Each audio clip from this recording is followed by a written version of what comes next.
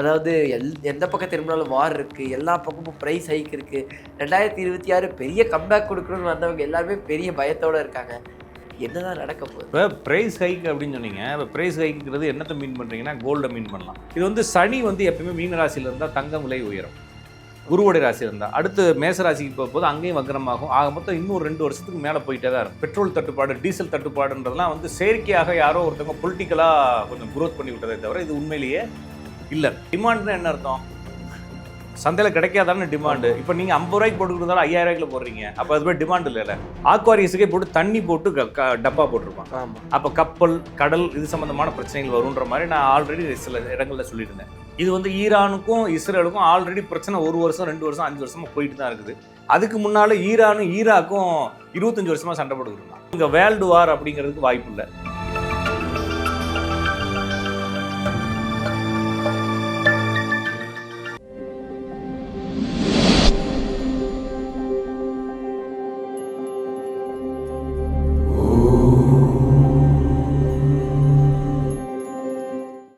வணக்கம். என் கூட ஆஸ்ட்ராலஜர் ராஜநாடி கா. பார்த்திபன் அவர்கள் இருக்காங்க. அவர்கிட்ட தான் ஜோதிடம் சம்பந்தமாக நிறைய கேள்விகள் கேட்க போகிறோம். வாங்க பேசலாம். வணக்கம் சார். வணக்கங்க. நேர்கள் அனைவருக்கும் வணக்கம்.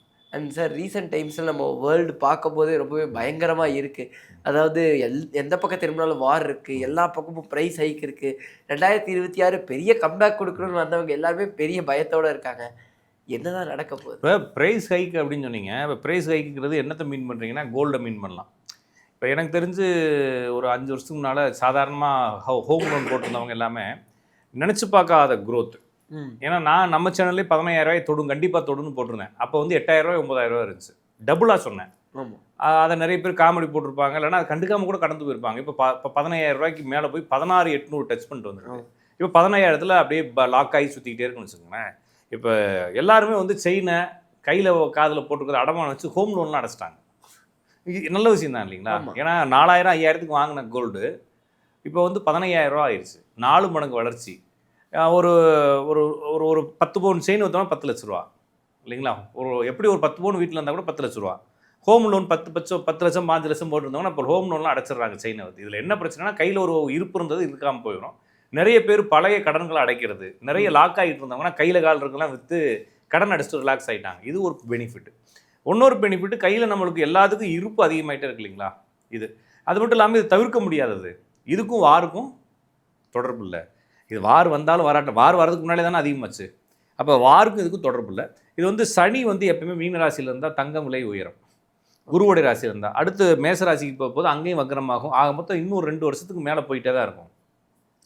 இப்போ நான் வந்து 19000 20000 வரைக்கும் தொடுன்ற மாதிரி என்னுடைய பிளான். இப்போ தொடுறதுக்கு வாய்ப்பு இருக்குது. 17 தொட்டுருச்சு.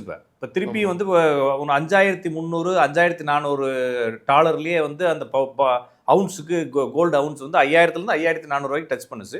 இப்போ திருப்பி 5100 5150லேயே ஊசலாகிட்டே இருக்குது. இப்போ இது என்ன ரேட்டுக்கு வரும் அப்படின்னா ஒரு 16500க்கு வரும். இது 15800 5800 6000 தொட்டுருச்சுன்னா இங்கே 20000க்கு மேலே போயிடும். அப்போ இதுக்கு வாய்ப்பு இருக்கான கண்டிப்பாக வாய்ப்பு இருக்குது. காரணம் என்ன அப்படின்னா ஜாதக ரீதியாகவும் இருக்குது, நம்ம அரசியல் ரீதியாகவும் பார்க்கும்பொழுது டாலருக்கு நிகரான மதிப்பு அப்படின்றது இது வந்து தங்கத்துக்கு நிகரான மதிப்பாக மாற்றுறதுக்கு முயற்சி செய்கிறாங்க ஒரு பக்கமாக. இன்னொரு விஷயம், இப்போ உதாரணத்துக்கு நீங்கள் ஒரு பொருளை வந்து 10000 ரூபாய்க்கு வாங்குறீங்க சரிங்களா?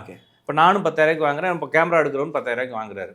எல்லாருமே 10000 ரூபாய்க்கு வாங்கியாச்சு. ரேட்டு வந்து என்ன ஆயிடுச்சுன்னா 8000 குறைஞ்சிருச்சு, இல்லைன்னா 7000 குறைஞ்சிருச்சு.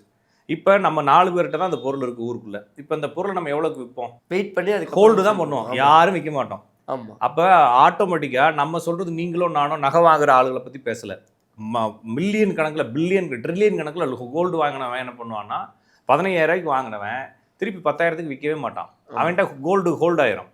அப்போ திருப்பி இது 19000 20000க்கு வரும்போது அவன் வெளியவே எடுப்பான். அது வரைக்கும் நம்ம தான் உருட்டிக்கிட்டு இருப்பான். 5 பவுன் 10 பவுன் 50 பவுன் உருட்டிட்டு அவன் டன் கணக்கில் இருக்கிறவன் அப்படியே தான் வச்சுருப்பான்.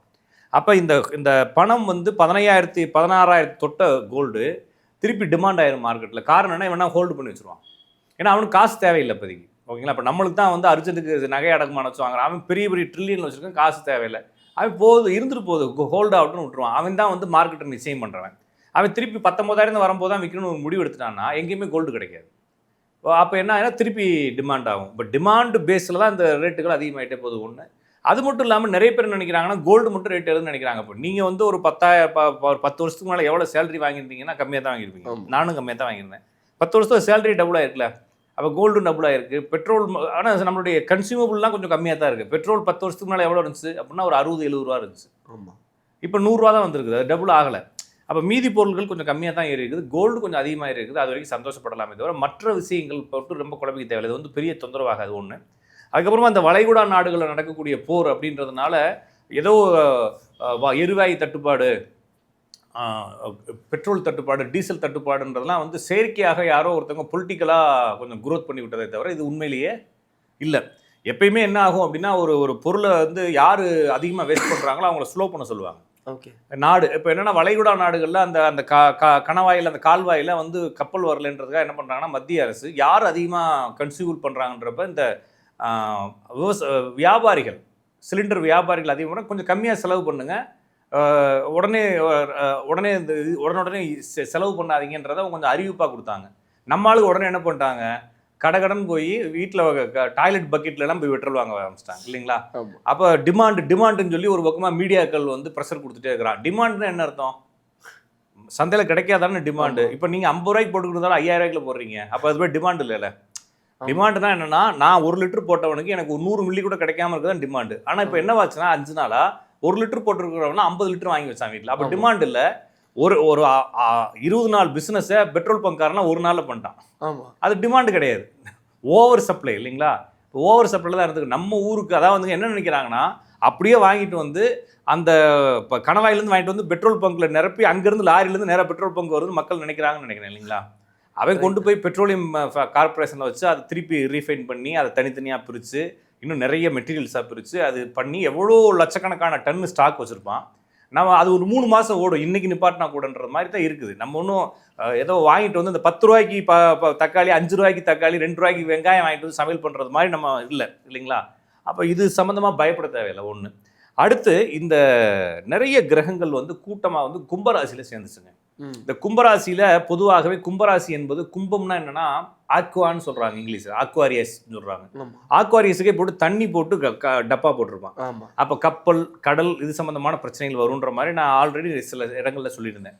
அந்த ராசியில் புதன் வந்து சந்தியில் இருக்குது, புதன் வக்கரமாகவும் இருக்குது. அப்போ புதன் தான் வந்து தண்ணி, டப்பா, ஆயில் இது எல்லாத்தையும் அப்போ அதில் போய் மாட்டிக்கிட்டு இருக்குன்றப்ப அது அடுத்து செவ்வாய் அங்கேயே வக்கரமாக விளிம்பில் போய் சேர்றதுனால அங்கேயும் சில தொந்தரவுகள் ஏற்படலாம். அப்போ செவ்வாய் விளிம்பில் இருக்கனால இது எல்லாமே 1.5 வாரம் 2 வாரம் தான் இருக்கும். அதுக்கப்புறம் என்ன ஆயிருங்க, சராசரி நிலைக்கு வந்துடும். அப்போ இப்போ என்னன்னா, இது ஒரு வாரத்துக்கு முன்னால் ஆரம்பிச்சு இன்னொரு 1 வாரம் நீடிக்கும். அதுக்கு மேலே இந்த போருக்கு வேல்யூ கிடையாது. அது மட்டும் இல்லாமல் இது போரும் கிடையாது, இது பொலிட்டிக்கல் பிரச்சனை. அது மட்டும் இல்லாமல் பொலிட்டிக்கல் மட்டும் இல்லாமல் இது என்னன்னா, அவங்க என்னன்னா ஒரு மதம் சார்ந்த ரெவல்யூஷன் ட்ரூப் அவங்க இல்லைங்களா. அவங்க அந்த நாட்டுக்காரங்க அடிக்கலை, அந்த நாட்டுக்குள்ள இருக்கக்கூடிய ரெவல்யூஷன் ட்ரூப் வந்து அந்த நாட்டினுடைய எல்லாத்தையும் கைப்பற்றி வச்சுட்டு அவன் ரூல் பண்ணிக்கிட்டு இருக்கான். அப்போ அது பேரே ஒரு மதம் சார்ந்த ஒரு ட்ரூப் தான் இல்லைங்களா. அந்த மதம் சார்ந்த ட்ரூப் இன்னொரு மதம் சார்ந்த நாடுகளை டார்கெட் பண்ணிக்கிட்டு இருக்காங்க. இது ஒரு மதம் சார்ந்த பிரச்சனையாகவும் கொண்டு போக ட்ரை பண்ணுறாங்களே தவிர இதை வாராக கொண்டு வர தேவையில்லை. அதனால தான் எந்த நாடுகளும் சேரலை. இது நாடு சம்பந்தமான வாராவோ வணிகம் சம்பந்தமான வாராகவோ இருந்துச்சுன்னா எல்லா நாடுகளும் டீம் ஃபார்ம் பண்ணுவாங்க. இது வந்து ஒன்லி மதம் சார்ந்த வாராவே போய்கிட்டு இருக்குங்க.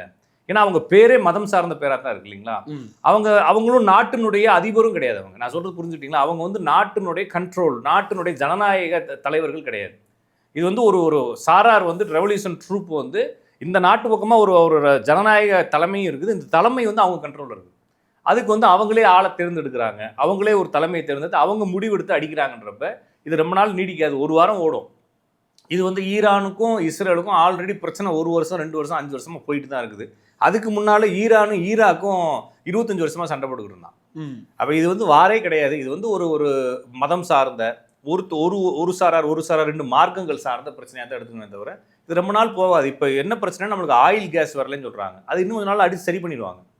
இப்போயே அமெரிக்கா சொல்லிட்டு இருக்கு ஒழுங்காக திறந்து விடலாம் நான் காலி பண்ணுவோன்னு. ஏன்னா ஈரானுடைய இடம் கிடையாதுன்னு சொல்கிறாங்க. அந்த கால்வாய் வந்து அது வந்து உலக வர்த்தகத்துக்கு பொதுவான இடம், கொஞ்ச நாளைக்கு அடைச்சி வைக்க முடியும். இப்போ நம்ம தெருவில் நான் கெட்ட வாரத்தில் திட்டிக்கிட்டு இந்த பக்கம் போகிற வர பைக்லாம் நிப்பாட்டுறேன் சரிங்களா, அசிங்கமாக திட்டி நிப்பாட்டுறேன்னா என்ன ஆகுனா ஒரு 1/2 மணி நேரம் எல்லாரும் என்ன செய்வாங்க, அந்த ரூட்டு இந்த ரூட்டுக்கு போவான். காலிலேருந்து நைட் வரைக்கும் திட்டினா என்ன செய்வான், பொழுக்குன்னு வந்து ஒருத்தன் போட்டு நம்மளை உள்ள தள்ளி விட்டு வண்டியை ஓட்டு விட மாட்டான். இது மாதிரி ஏதாச்சும் நடந்துடும் நாடுகள் சேர்ந்து. ஸோ இது ரொம்ப நாளைக்கு நீடிக்காது. இது வந்து நம்ம ஊரில் ஏன் இது வந்து பெருசாக்கப்படுது அப்படின்னா மதம் சார்ந்த அரசியல் நம்ம ஊருக்கு தேவைப்படுது. அப்போ ஒரு சாராரை திருப்திப்படுத்துறதுக்காக நிறைய மீடியாக்களும் நிறைய அரசியல் கட்சிகளும் சேர்ந்துட்டு இதை ஒரு டிஸ்டர்பாக பண்ணிக்கிட்டே இருக்கிறாங்க.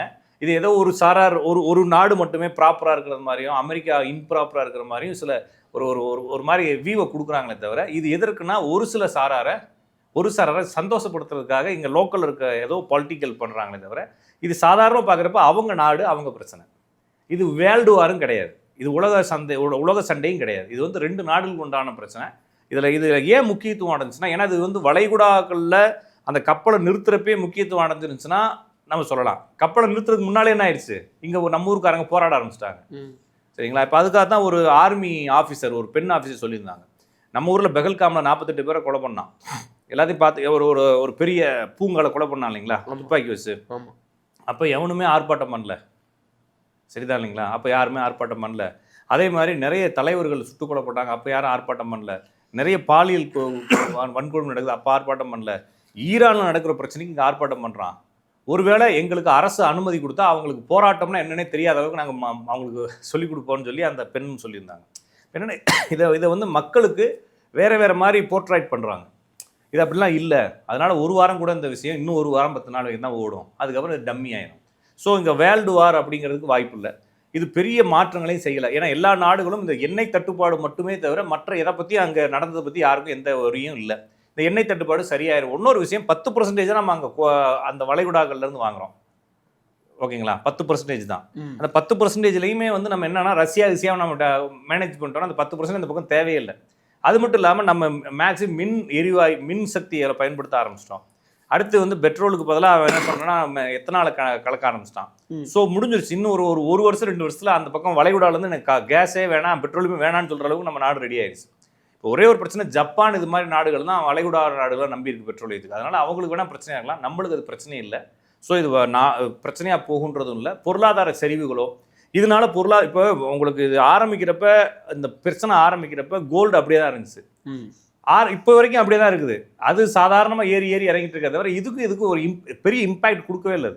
அதே மாதிரி டாலருக்கு நிகரான ரூபாய் வேற எல்லாமே வந்து நார்மலாக தான் இருக்க தவிர வளைகுடா போகிறனால நம்மளுக்கு 5 பைசா பிரயோஜனம் இல்லை, இல்லைன்னா 5 பைசா குரோத்தும் இல்லை, டவுன்ஃபாலும் இல்லை, குரோத்தும் இல்லை அப்படின்னு புரிஞ்சுக்க வேண்டியதானே தவிர இது வந்து என்னன்னா காலங்களுடைய இதனால கோச்சார கிரகத்தினால இது நடக்குது. இந்த மாதிரி பிரச்சனை கொடுக்குறது தவிர இது மாறிடும். ஒரு வாரம் 10 நாள் பிரச்சனைகள், அடுத்த வாரம் அடுத்தது 10 நாளைக்கு அப்புறமா இந்த பிரச்சனையை பற்றி நம்ம பேசாமல் வேறு ஏதாச்சும் ஒன்று பேசிக்கிட்டு இருக்கோன்றதுனால அதை பற்றி பெருசாக எடுத்துக்க அவசியம் இல்லை. நிறைய கேள்விகள் சந்தேகங்களும் இருந்தது. அது எல்லாத்துக்குமே ரொம்ப தெளிவான பதில் கொடுத்தீங்க. ரொம்ப நன்றி. வணக்கம்.